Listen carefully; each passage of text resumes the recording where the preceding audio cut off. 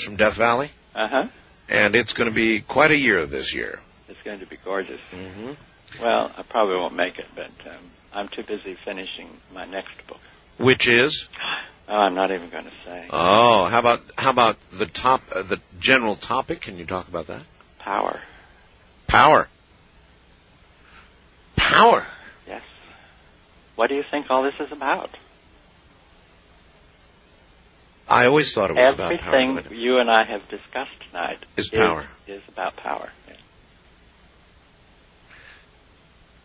That's why I don't know how they can leave you alone. Well, they're not knocking down my doors. Every once in a while, I get lots of visitors from all over the world, and they come to check me out and things and ask me questions, and I answer them to the best of my ability. So that's not exactly leaving me alone, As you could think that I'm a threat and a danger, but also I'm a resource.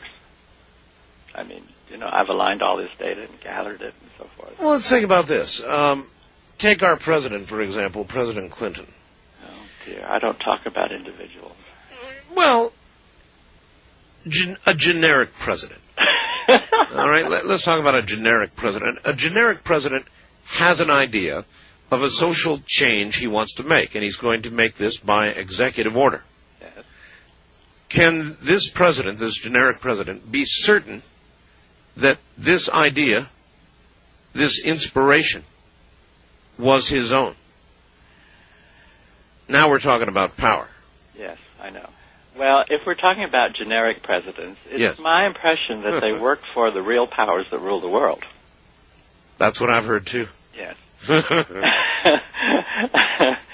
And, in fact, that's been stated, Mr. Ford earlier on gave money to both parties so he could control whichever one candidate won. He said that in his books, And so this has been going on since year one, I guess, I mean, if you want to have power with somebody, you contribute to them, and then whoever wins, they're still in your pocket, type of thing. But whoever controls this generic president or all generic presidents, they too would be perhaps subject to influence. Well, power is defined as control, authority, and influence over others. Yes. And so this is a chain of command, right?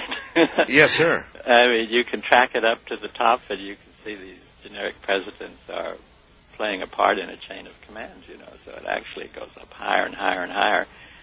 People who write about the power elites probably have their points, I mean. Have you done a lot of things that you would not and could not talk about? Yes. Yeah, I thought you might have.